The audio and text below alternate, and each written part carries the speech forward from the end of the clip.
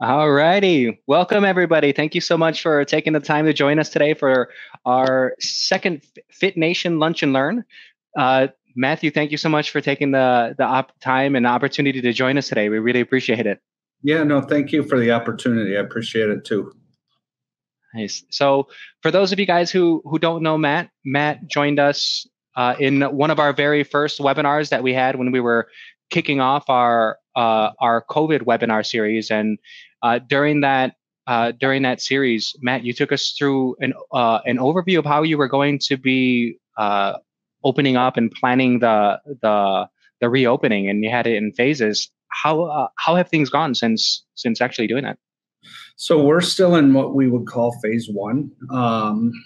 It gets difficult because each state or federally there's different phases. But for phase one, I'm referring to our plan, which is really the first set of restrictions we had was the state of Minnesota limited clubs to 25% of their fire code or 250 people, whatever is lower. Fire code for us, 25% would have been over 700 people. Because we're a large club, we're 260,000 square feet under roof.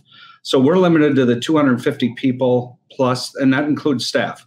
So currently we have a reservation system, and we're using, this is an unintended plug, but we're using Virtuagym for that, using the schedule component so that we have X amount of people coming per area of our club. Like there's so much on the fitness floor. We've managed to open basketball safely, where one person can get a basket so that there's social distancing. So we have some of those restrictions going on, but all in all, it's gone pretty well for the members who are comfortable coming in. The most important thing we feel is we have to make the club safe and feel safe. I mean, I'm not worried about the cleanliness and what we're doing to make it safe, but it still has to feel safe for the customers. So, visually, we have to be doing some things that normally we weren't doing. We would clean, we clean overnight, but now we want to be visibly cleaning all the time and doing just some cues that mentally make people feel better. But it's been going all right. We are at about 50% of our normal attendance year to year. One of the blessings is all our pools in our city did not open. We have an outdoor pool, so we've opened that. So that gives us kind of a little bit of an advantage in the area. That's increased some member demand. So we can have up to 250 people outside as well. So we have to manage the bather load out there. So we've got reservations for pools and whatnot. And in the beginning, everybody loved it because you could do something different. But now it's kind of dragging on, and people are looking for maybe a change to the next step where they don't have to do reservations. They can use the club as they want. But all in all, I think things have gone really, really well. And I think it's really important that we maintain and keep not only the club safe, but, we have to keep everybody safe so that this pandemic can hopefully slow. Yeah. Yeah, I'm happy to hear that it's going good. If anybody would like to get some more details on that webinar and what the program was that Matt is speaking about in a little bit more color, definitely feel free to check out our YouTube channel. It's underneath our Virtuagym support page, and there you'll be able to have access to that video so that you can see exactly how they laid it out. It was very comprehensive, included everything from how they're managing each space, the fitness center, the lockers, and additionally what that first phase looks like. And then you said you were breaking it out into 3 phases as well. Yeah. Our intent is to have it in 3 phases. One is when there's, we're no longer under that 250 person restriction, but probably still likely a 25 or 50% restriction, and what that ebbs and flows like, because that would allow us to have a little more freedom. And then the 3rd phase is obviously just a return to no restrictions. Got it. And that's probably post-vaccine. Perfect. So yeah, if this is the first time that that you guys are joining us, and you haven't had a chance in order to hear Matt's story before, Matt, could you provide a little background on yourself, how long you've been working in the fitness industry, how'd you first land in fitness as a career, so that some of our audience members who don't know Rochester Athletic Club can have a understanding of who you are in the club? Sure. So next month I'll have been in the fitness industry for 20 years. So I started in September 2000. I'm a second generation club owner. So my dad was one of the original founders of the club. He had 4 partners at that time. 2 of them really had the idea for our marketplace after visiting a large club in the Twin Cities, Minneapolis and St. Paul, which is just a little over an hour north of us. But they came back and thought Rochester could use that. And they hired a general manager or a consultant to make the plan. And they opened in 1993. The consultant really liked the plan so much that he decided to stay on. And he was our general manager from 1993 to 2012. But really, so I worked at a different company. I was a technology trainer, and I was traveling every 2 weeks out of every month. And my wife and I found out we were expecting, and I decided I didn't want to keep up that same travel schedule. So that's when I reached out to my dad and asked him if there was a need maybe at the club. And ironically, at that time, they were looking for a new software system. So it kind of fit with exactly what I was doing with my other job. And I came over. And in 2000, I can say that the club did not have internet, did not have email. So I started with just getting some of those things up to speed and getting us connected. And then, we've obviously run from there. But I went to school to be a business owner. My degree is in entrepreneurship. I thought it was going to be a movie theater, which those have been hurt by COVID big time. But I'm grateful I found my way into the club. It's been a great place and a great industry for the last 24 years and for the foreseeable future. Oh, wow. A lot of stuff that I didn't know about you that I had an opportunity to learn in there as well. So some nuggets in there for me. You said you've been working in the fitness industry, at least for 20 years. How has the industry changed from when you started till today? So the biggest change I've thought of is really member experience has become more of a focus since I started. And I'm not implying it wasn't a focus in 93, but really where I felt like at least what we were targeting, it was more an amenity standpoint. Here's what we offered. We have racquetball, we have this, we have that. Technology wasn't super important at that time. Like people didn't have smartphones or, apps or anything. But really now I think it's really important from a membership standpoint that, technology has changed expectations in everyday life. Like you don't go to the store to rent a video anymore. You don't wait and take that kind of time.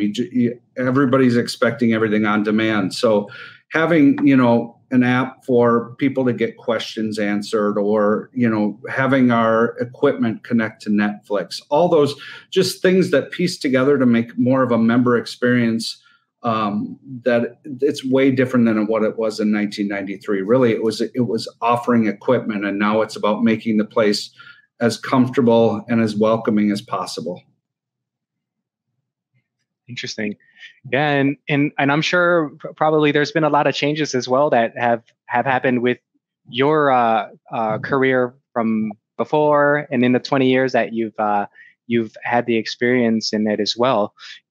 I especially for a lot of the newer business owners who are joining, and maybe even those who are a couple years into their career. What mistakes did you make early on in your career? What were some of the learnings from that as well that you can help others avoid some potholes? Sure. Boy, I've had plenty of mistakes, and really, you're right. What do you learn from it is more important than what the mistake was. But one of the big things I had to learn is I wouldn't always take the necessary time to think about an issue without coming up with a solution or an answer. And that happened a lot early on when it was mostly involving people, whether it was members or staff, because I believed, and I still believe, that my role as an owner is to make decisions, right?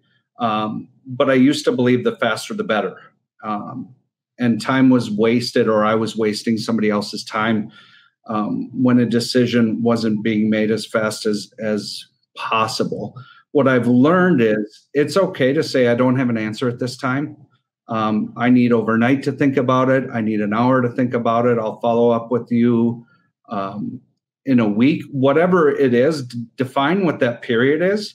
But take a little time to think about that because I've learned that it's important to pause and think about decisions sometimes. I'll use what my kids have taught me. And, I was talking with my daughter one day, and she said, well, my reaction, Dad, I wasn't using my wise mind. And I didn't understand what she said or what she meant. So there's two circles. One is reasonable mind and one is your emotional mind. And the wise mind is where they intersect. So I try to make more decisions in that area where my reasonable mind and my emotional mind intersect, where early on in my career, I was making a lot of emotional decisions. Wow, yeah, that's a big one, and it definitely hits home with me as well. I can't say how many times someone approaches you for help and looking for an answer, and you just feel the need in order to just always have everybody's answer in the moment. And yeah, I think that sometimes ego can get in the way of you, just saying, hey, give me some time in order to figure this out. That's Right. huge. Yeah, that's been my experience. Yeah. So yeah, we talked a little bit about some learnings and mistakes. How about the other end, a little bit of the other side of things? What do you think over the course of the 20 years was your biggest accomplishment? So the thing I'm most proud of are the people I'm blessed and lucky enough to work with. I really recognize that they have a choice on where they want to spend their time, effort, and basically, their time and their effort. But I'm grateful they choose to do so at the club. So I had a difficult time in 2012 where I was not enjoying my job at all. I was not being satisfied with because I became president of the club in 2008 when I had bought two of the partners out.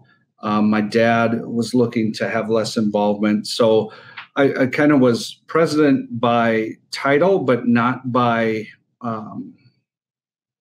whether I didn't take the reins or whether I was struggling to get the reins from people who had been there before. Either way, I just felt like I was fighting, and I really didn't enjoy work at all. So I was really thinking about leaving, and I prayed a lot about it. And really one day I answered the phone, and it was a consultant company.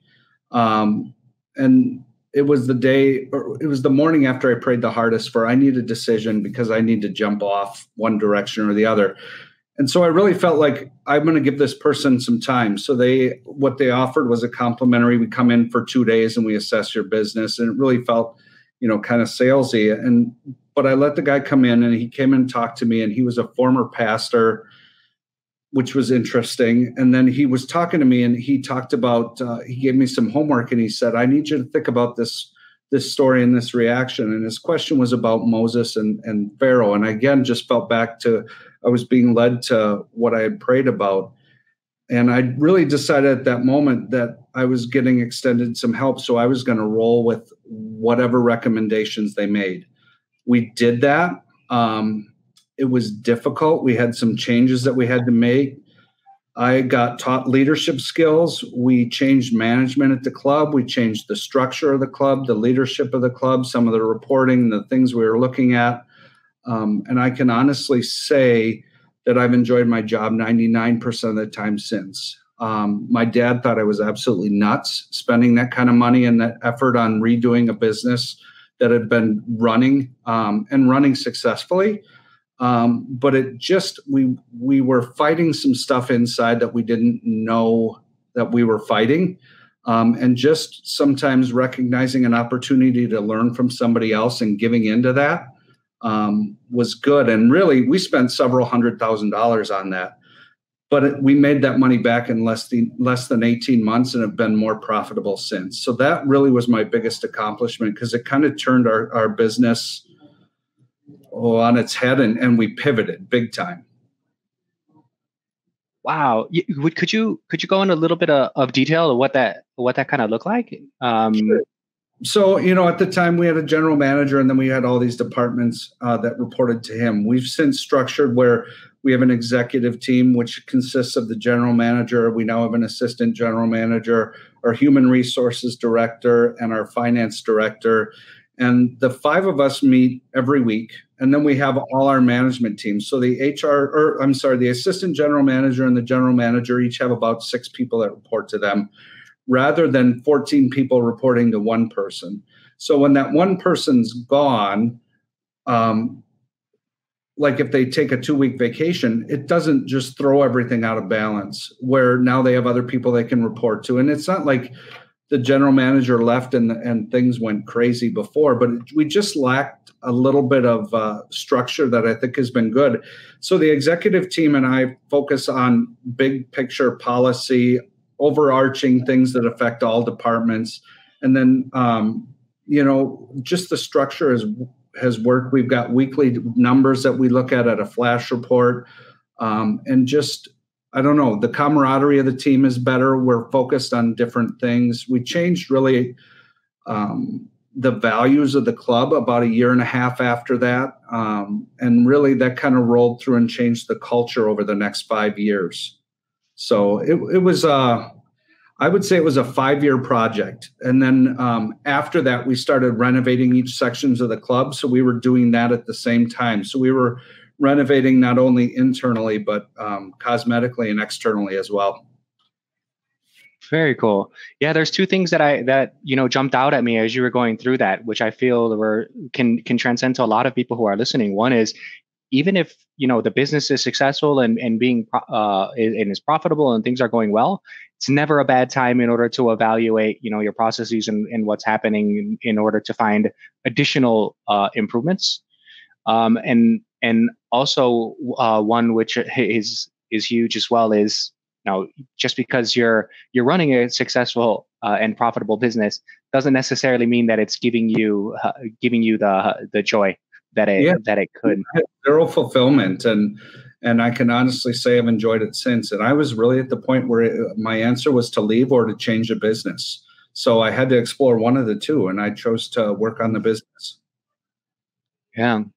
One other thing is as well in there, which I think many of the owners who are on as well, especially if they're single operators and maybe have a personal training team who maybe helps them in a studio, is that we're always obsessed and focused on all of the data, the day-to-day, and sometimes we don't have an opportunity in order to we don't set up the systems and the processes to remove ourselves from that. We get focused on all of these day-to-day things, and it's important to create systems that allow you to have to be a business owner rather than being in the business all of the time. Completely true. I really have almost zero day-to-day responsibilities as a result of these changes that we put in 8 years ago. I mean, that my job is to set the vision and to provide the tools for people to execute their jobs. I don't have responsibilities to the day-to-day. If I take care of my employees, they'll take care of the members. 100%. Awesome. So yeah, wanted to switch gears a little bit now. This way we can dive deep into something that we want to call the operations deep dive. Okay. So here's where we want to take this segment of the webinar and have a chance in order to dive into either a program that you've implemented within the organization or a challenge that might have presented itself in the organization, and really dive into some of the the gritty details as far as what that looked like. Is there something that?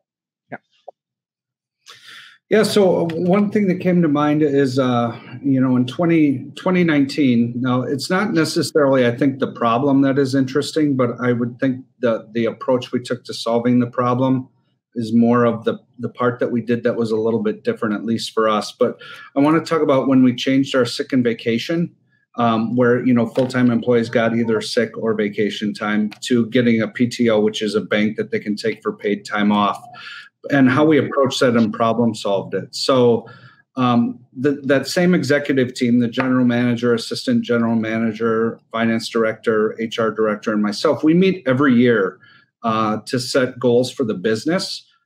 We used a form that I got from Rex when I first started in Rex roundtables. And I'm blessed and fortunate enough to be in roundtable 2 with some great operators. That has been one of the biggest gifts, and that happened around 2012 too. So that's influenced a lot of this. But really, the sheet has first agenda goals, which refer to the overall business. Second agenda goals, which focus on core strategic elements of strategy, structure, staffing, and systems. Third agenda goals, which are leadership and development goals, and then getting better goals, where you look at improved efficiency or effectiveness. So what we each do is we take this blank document and we bring 3 ideas for each type of goal. And we agree on what we're going to put down on paper and measure against for the rest of the year. So we usually have somewhere between 3 and 6 goals per section. And when we converse, we usually have crossover on some. But we check the status of these goals at least 3 times a year. Partially because I have to report them to my Rex group when I go. But that cadence seems to have worked for us. So since we really started that, we've been successful in completing almost every single item on the list, or we realized we had to pivot and change something as we were working through. But I can really only think of 1 or 2 in the 8 years we've been doing this, 1 or 2 items that we hadn't completed out of all those goals. But we usually walk away with an understanding of why. So one of our 2019 goals was to change that sick and vacation to PTO.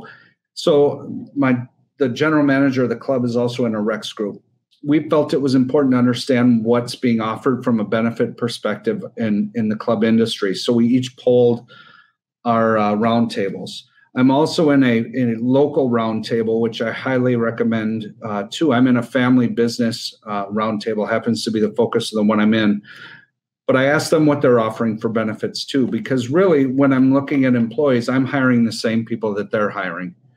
So our benefits needed to be comparable more so, in my opinion, with what's local than what's going on in the club industry, because I'm not hiring from all over the United States. I'm focused on what's available in Rochester, Minnesota. But we took all this information, we put it in a spreadsheet to boil it down and just kind of see where we fit.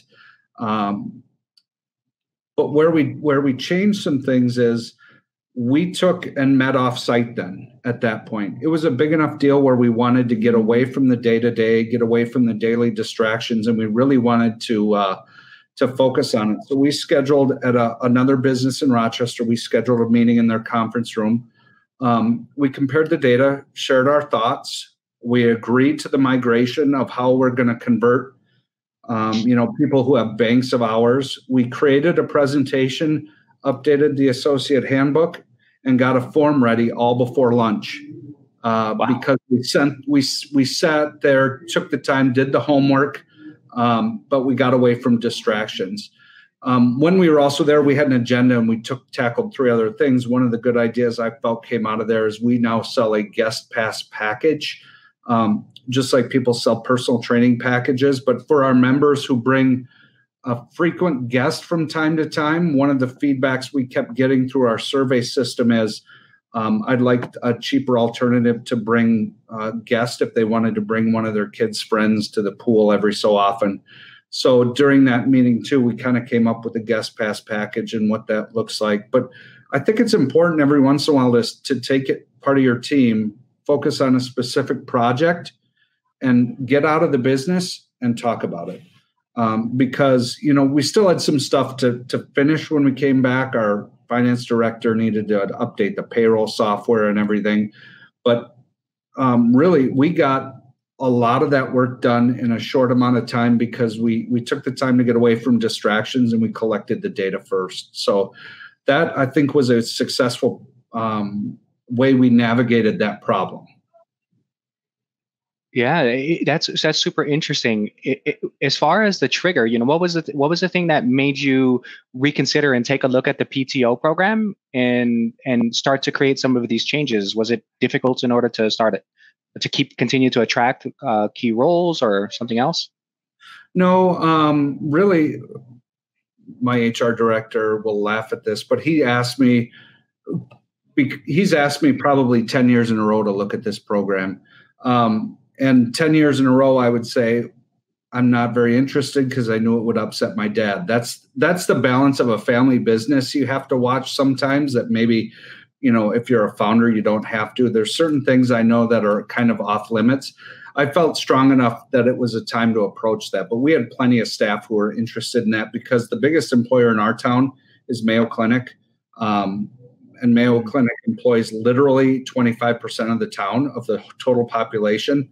So they do that. So whatever Mayo kind of does, somebody's always connected with somebody who works at Mayo. So whether they had spouses or whatever. So we've had some internal pressure to do that for a while.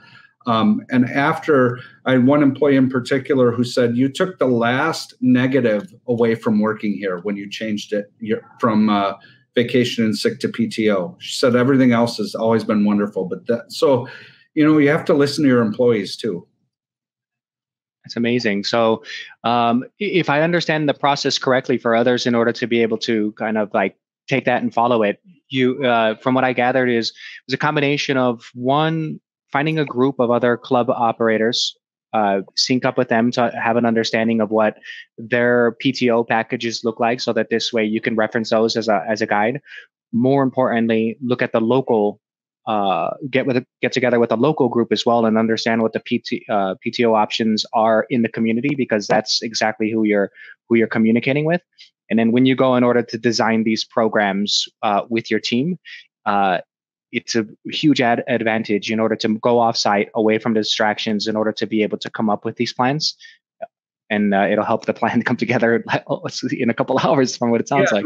It came together faster than I thought it would. But, really, it was a matter of, I happened to collect the data, but I really wasn't paying attention to the data till we got in that room. So, yeah, it's asking the right questions and then putting the data in a way that's understandable for the group who's going to be making a decision. So we talked through it in a short amount of time, and really it's been great. Yeah. Awesome.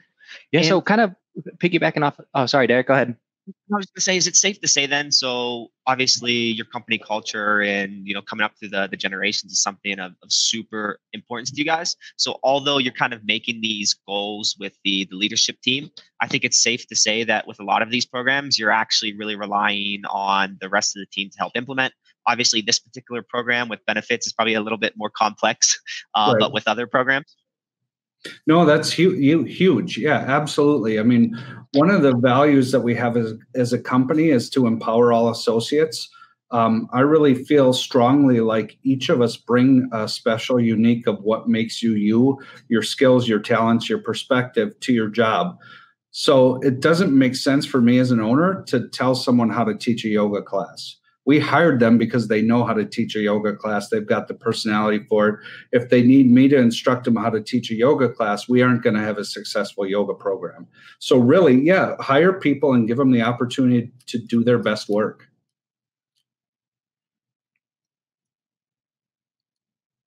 Awesome. And one of the questions that I was going to ask, because you mentioned two things, is that you have these groups that you're able to rely on in order to be able to kind of check what's happening within the community as well as in the industry. Yep. I'm not sure, what others are doing who are on this call as well, but what professional associations are you a part of, and what would you recommend for them to start getting involved and have access to some of these resources like what you have? So the ones I'm a part of are Rex Roundtables, which is, they have a bunch of different club roundtables, and they have different roles, whether it's, they have a personal trainer table, they have a sales table, they have a GM table. I happen to be in an owner's roundtable. And the other one I'm in locally is it's Rochester Family Business Council. It just happens to be a small town group that somebody started, but I've heard of Vistage. I know people have had good luck with that, and that's local stuff where you're in there with different other businesses. But really, how that Rochester Family Business Group started is 3 or 4 of us thought it would be a good idea to know what other businesses in town are dealing with. And as an owner, you're in a little bit of an isolated position with who you can necessarily talk to about some of the problems you're having. I don't feel it's wise for me to dump my problems on my staff, or, there's got to be certain discussions I can have with certain people, but and I don't think it's wise for me to bring my problems home and dump them on my wife. So we thought it would be a good place to find something with other owners, and both of them are a safe place for you to go, look, I'm struggling with this. And it's really been beneficial. So if there's not something like that in your area, don't be bashful to make a couple of phone calls to maybe some either businesses through memberships at your club, or just people small businesses you admire, and ask them if they would ever be interested in forming a small group. We meet once a month for 2.5 hours for that Rochester Family Business Group. That's pretty decent. Rex says you go away for 3 2.5-day visits a year, and there's a little more structure to that. But yeah, networking is really important. As an owner, having some peers that you can bounce ideas off of has been one of the biggest assets that I've had. So I couldn't recommend that any more than just go out and look into it and take some action.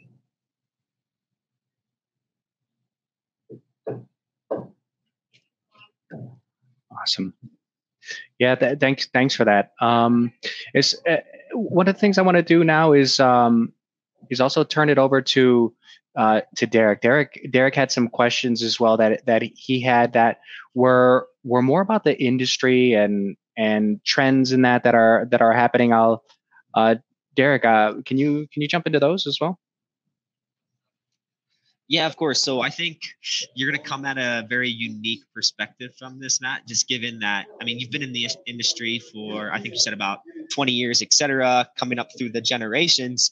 You've probably already have seen trends that have happened over that time frame, et cetera. So I was actually hoping to be a little bit more futuristic looking, and hopefully in the near future, I'm referring to, thinking about the industry, obviously the global situation we're in at the moment, and understand, economically, or maybe specific trends you think that are basically going to be here, maybe to stay?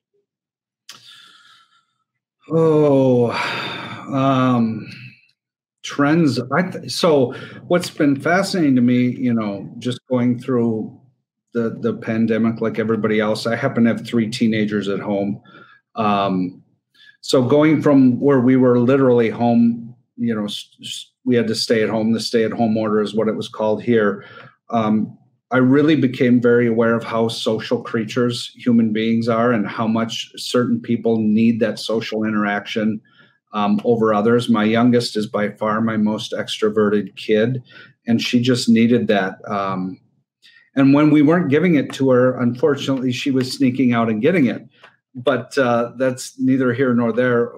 It stressed the importance of, I think the club industry's got a unique opportunity going forward, because we're going to be a social place that if these trends continue where more people are going to work from home, I think clubs are going to be more important to have some social spaces and the ability for social interaction. Obviously, when some of the threat of being within 6 feet of each other, masked or unmasked, when some of that social anxiety goes down, we're going to be an important place where people spend a lot of time, not just getting physically stronger, but having some emotional activity, having some social activity. And I'm going to work on stressing here how we're going to be a community for our members to be able to just meet, socialize, and engage in some of that stuff that people just won't get because they've been shut in at home, or maybe they're now working at home. So we're going to really focus on what we can do to engage people. I was going to save some of the audience questions for the end, but I think there's actually an interesting one here. So just so you guys know, when you signed up, there was an opportunity to ask questions. We reviewed them, and there were some important ones that we wanted to bring up with Matt. And kind of coincidentally, prior to starting, when we were all meeting as amongst us panelists, we were talking to Matt about potentially getting involved in corporate wellness. And I think that kind of hits on this aspect that you're talking about, Matt, where we're very social beings. So obviously you're talking about remote employees potentially from your perspective, but Right. all the local businesses, you said, Mayo Clinic is huge in your area. The rest of the companies that are employing the other 75% of the area, etc. So I'm wondering what kind of trend, or if you see any kind of opportunity getting in that space, kind of tackling that trend of that social desire. Yeah. So one of the things we're strongly looking at is a product actually that you guys offer called Stronger Together. That's an add-on to the Virtuagym app that we have, and we feel that's going to really help us have something tangible to approach corporate wellness programs with, where we can have some ability to track who's using what or how our trainers are working with them. But it's that gives people online Group X classes online, which is huge, meditations and ways to relax. I think that's huge, going to be huge going forward. It has some training capabilities where our trainers can do that. We could set up corporate competitions like steps or whatever you just want to offer, and really give them a way to measure how many people are using it and what's going on. So that's going to be big for us, because it's, as much as we would love to sell a membership to every corporation and have them bring their people in the business, because we do some of that, that's not what every corporation is looking for. But being able to create a little bit of that camaraderie or competition in that app is going to be huge, because then there's social groups in there, and maybe you can get some conversations going back and forth, or either conversations in person if they happen to still be working next to each other in the office. But I really think camaraderie is a big part of this. So whether it's, giving people something to gamify fitness, I think will be big. And so last year we happened to do a walk challenge for our members. And where I noticed it more was the amount of talking, taunting, squawking going on between our employees on who was where. And it was really just fun to watch that. So, if we can bring that type of thing to another company, it's the same thing sort of as, that fantasy football group that can give each other a little bit of an issue depending on who had a good weekend. But we had one lady who put in like 17,000 steps in one day. And so you go and you're going, what in the world were you doing? And, so just creating that ability and discussion points, I think will be big. So I guess kind of on that front, then you talked about, potentially through Stronger Together, potentially going at corporates. But I'm curious, especially because of your previous comment, when Katelyn brought up about the mistake or something you learned, it's pretty clear that you're hesitant to make fast decisions. You want to make fast and logical decisions, Right. So I'm wondering, based upon that, and we look at kind of these trends, is there maybe a specific trend that you're skeptical on, you're not quite jumping on it just yet? Well, what I'm skeptical of changing everything in my business at the moment. I know a lot of people, the press are saying clubs aren't, that they're as dangerous as bars. And I just firmly don't believe that. I think we've got a good product and a good offering. And I certainly haven't been in as many businesses that are taking cleanliness, sanitization, organization, separation of people as seriously as the fitness industry has.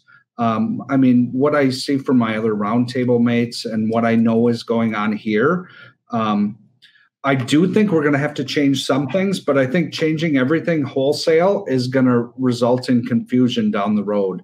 I do believe a vaccination will come. I do believe that things will return a little bit back to where they were, but we will all have a different appreciation for whatever value we felt was violated during the pandemic.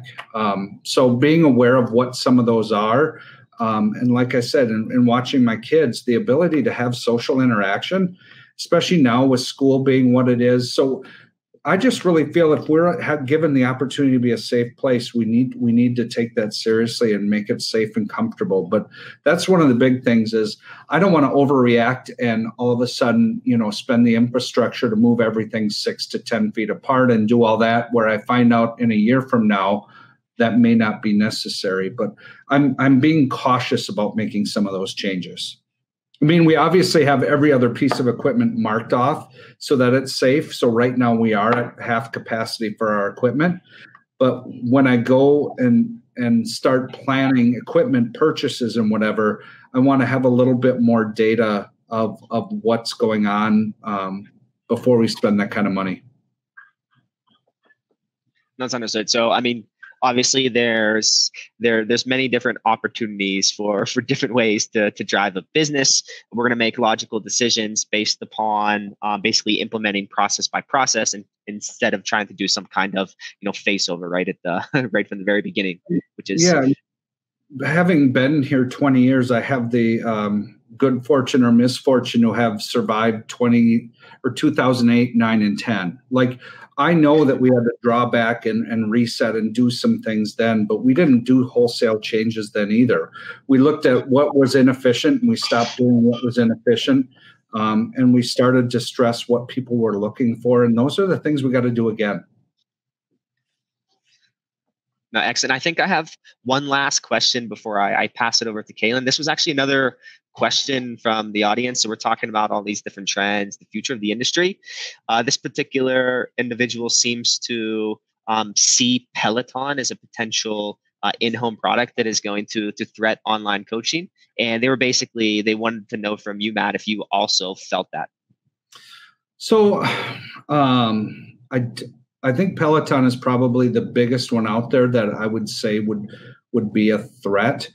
And you can get some socialization through that platform, with other, and there's some competition with other riders, and you get call outs from coaches and different things. But in the long run, that's still not going to give you social interaction, human to human, face to face, which I really think, is going to be critical, that with people, again, working from home, we're going to be able to provide that. Restaurants are one thing, but a lot of people don't go out and eat with a mixed group of people. When you come to the club, it's more of who's there, and having access to people you wouldn't have had access to before, and learning something, finding your tribe, finding your group of people who have similar interests or similar exercise habits, and then building a network from there. I think we're uniquely positioned to do that. So I think Peloton is interesting, but I still have yet to go to a garage sale where I don't see home equipment in the yard somewhere. So it's not a long-lasting solution for a lot of people. It may be, a perfect product for 10 to 15%. We're a perfect product for 18 to 20% right now. The goal is to increase that, but I think as an industry, we just need to demonstrate we're safe, and people will come to realize that health and wellness are a contributing factor to being, more resistant to things like COVID. So I think we may come out of this with a bigger appreciation of what we sell and what we do, where that number might increase, and there's going to be room for all of us. No, that's an excellent point of view. I basically would agree with everything you're saying. I think a lot of people need to basically, and we've heard this in previous webinars, is realize who our target customers are, our target businesses, et cetera, and really focus on that. Ultimately we have the best fit. So we still have that opportunity, as you mentioned, that 18 to 20%. So Katelyn, I'll pass it back over to you. I know you still have plenty of other questions that you wanted to get to Matt during the Lunch and Learn. Yeah, there was actually one that is a perfect piggyback off of what you were just discussing with Derek right now. As far as what you've been seeing in the industry, how you evaluate Peloton as a potential competitor, and even a little bit of the discussion that we've been having about COVID. Based off of your response, I think I kind of know the answer, but just want to ask it anyways. With what you've been seeing over the course of the past few months, has anything happened where it's caused you to rethink the business model or plan things differently? Again, I'm going to go back to that wise mind and make sure I'm making a decision that's not wholly emotional. And it's really easy right now to be emotional about it because this situation is not fun. I wouldn't choose it had I been given a choice. I don't know of anyone who would. But I do think, the things we're going to have to do is really market more on safety, on sanitization, make sure, that our websites reflect that. So go back and view your website and make sure it's not showing a jam-packed or group exercise studio. Make sure that I'm not saying that you have to have everybody in a mask or everything, but make sure you're showing things that will appeal to the market that is out there today. I mean, we've certainly made, mistakes in some of our social media posts, and it immediately when you post something where people feel like it's a uncomfortable picture where either somebody has a mask down or they're too close. But really, you gotta be on your game for those postings and make sure that they show that you're being responsible and that you're a safe place to be. And I think if we focus on that messaging right now, that's what's most important. We sent a survey out to all our members who are currently frozen with us, and we have about a third of our membership is chosen to. They do want to come back. They're just not comfortable coming back now. We were trying to get a better idea of what are they looking for to change before they're coming back. And some of the variables we can have an impact on, some of them we can't. So it's important for us to know how many people are waiting for a vaccine to come back, how many people are waiting for masks not to be required to come back, how many people are waiting for a little more freedom where they don't have to structure their time where they're on the fitness floor for this 90 minutes and they're going somewhere else for this 90, which is what we need to have for a reporting perspective right now. But so we can get and maneuver our business to hopefully take advantage of already interested parties. I mean, people who've experienced our brand and our club before, that's the lowest hanging fruit we have. But at least now we'll be targeting our time, money, and effort rather than just guessing. So just looking at some of those things and getting feedback from your customers, I think is huge. Definitely. Another question I want to ask, this one is from one of our partners. So I want to go ahead and put it in here. So this isn't from an operator's perspective, but actually one from one of our partners that we work with. And so I'm actually kind of curious about it as well for our teams as well, who are dealing with customers or prospective customers as well. As an owner and an operator, how do you think that owners, operators, and GMs prefer to be contacted by vendors during the following months of lost revenue and most likely on a spending freeze due to COVID-19? Yeah, so to me, it doesn't matter to me whether I'm reached by a voice message or a phone call or by an email. But what I'm looking for a vendor to come to me and do is offer a solution or what they're going to be solving with what they're going to be selling. So approach with that first over what you're selling and what you need from me. Bring to me during this time what you're going to do for me that is going to allow me to have a better business to get to a better solution for our members. So if you can phase your approach in that perspective, that will get far more attention from myself. Awesome. Yeah, it's definitely an interesting moment with that. I can say that for our staff here, when it comes to communicating with our customers, it's a difficult time that's affecting people differently, and we're letting them know it's not just Virtuagym might not necessarily be top of mind when you're calling on the customer. Other priorities might have came up related to finances, health, and other things that just make things not a priority. And just like what you were saying, you just need to make sure that you're approaching them as a human rather than just a number. Yeah. The biggest thing I think we can offer anyone right now is grace. Just try to have a little sympathy for where people are at and not judge. Definitely. Awesome. So the other question that I had as well, this one's kind of going back to is some of the ways that you've made decisions. And one of the things that I really like and took away is that you have the associations, you have the team structures and the processes that are designed in order to make it so that this way you're able to foster the best ideas. across the teams and across the industry and also across the local community. Mm-hmm.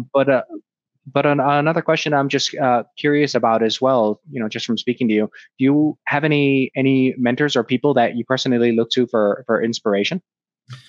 I do. My biggest mentor is my dad. He'll always be my biggest mentor, one of my best friends. But really, I'm a third generation business owner. My grandfather operated buses in Mississippi, and my dad has been involved in several different businesses. And so far, I've been involved in the rack and what I would politely call a disaster in the food and beverage arena. So I'm not very interested in that arena as a standalone again, but he's really inspired me. The biggest lesson he's taught me, and I share this probably to the point where some of my managers roll their eyes, is whenever you have a problem and you've spent money or time, you've spent a resource on it, and it didn't go the way you want it. As long as you learn something from it, my dad calls that tuition. So I always say, what tuition, can you use that as tuition? What did you get from it? Rather than, it's another way of phrasing, what did you learn from it? But when I view it as tuition, I don't mind so much that I spent time or money on it, as long as I learned something from it. And then the other people, my Rex roundtable, there are too many in there to mention, but Brent Darden happens to lead that. I think he's an incredible person, great human being. And he's really an inspiration for me on how I want to live and be. My wife and kids are mentors to me. My kids really want me to make me want to be the best version of myself that I can be, so I don't disappoint or embarrass them. And then really my teammates. My team at the rack are inspirational to me. They're all hired because of the skills or jobs they have, and watching them get to display those and us being successful when we've done that is pretty fun to watch. And I've learned a ton from all of them. There's a reason I am not on our Medallia feedback team, because I tend to write in my emotional mind, not in my wise mind. There are people who are better at that. So get them in those positions where we have a better impact on the member experience. Yeah, it sounds like you've created quite a company and a culture there. Just from the way that you've spoken about it, I just get this family vibe from the way that you work with your team and the way that you operate there. But I don't want to just guess it. How would you personally say that you have built the culture within the team? And kind of a follow-up question to that as well is, especially during these times, how do you sustain that culture and create motivation for yourself and team during these challenging times? Family is a good word. I've often referred to the business as a second marriage. And sometimes I have to prioritize one over the other based on which one is hurting a little bit more. And I don't mean that as like but it's because it's so important to what my family is able to do because of what we've got invested in the business. Sometimes it takes over priority, but culture-wise, really, I think the culture has to come from ownership and leadership. Like I had mentioned before, we went to actually Florida for 4 or 5 days, and it was the general manager, the assistant general manager, the human resources director, and myself, and we wanted to rewrite our values so that they matched what, after 2012, what the new organization was going to be like. So we kind of came up with our current values, which, quickly are empower all associates, challenge the process, communicate openly and honestly. And I think that one's huge because most of the problems in businesses are communication based. Think and act ethically, give back to the community, cleanliness, team rack, which just means, it's like football. It takes all 11 people on a football team working together to execute the play well. It takes all of our team working together to execute the play well. And then fiscal responsibility. And how we sustain that is we live our values. We make decisions by them. We hire by them. We let people go by them.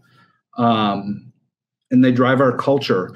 whenever we have those big decisions to make, we reflect on how do they fit in with the values and what do they guide us to do. But it did take a lot longer to infuse the new values into the business than I thought. I thought we'd come back from Florida, and in 6 months after everybody was aware of them, things would be changed. It took 5 years because it takes living it. And then there was turnover from the previous group that didn't align with the new values. And as sad as it is to say goodbye to some people, when they don't fit their values, they'll be happier somewhere else, and you'll be happier with them somewhere else. And it's just as long as we operate by that, we're going to be okay. Awesome. And then last thing I want to do is also, which we've done in the past webinars, we're using a new software. So we don't have the little hand raising button now in order to allow people to jump in and ask some questions. But at the end of the day, this is your webinar and time to ask questions as well. And we want to make sure that we're reflecting, some of the questions that you would like to be answered as well. So if you're in the webinar right now and you feel comfortable and would like to go ahead and ask a question and aren't shy as well and would jump in on the microphone, go ahead and just use the chat section right now in order to, for me, it's a little blue bubble at the bottom that has a little chat icon.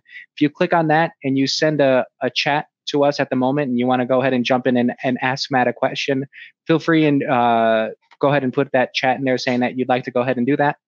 While we wait for that as well, I heard a little sound come through on my end, so I think that somebody went ahead and chatted.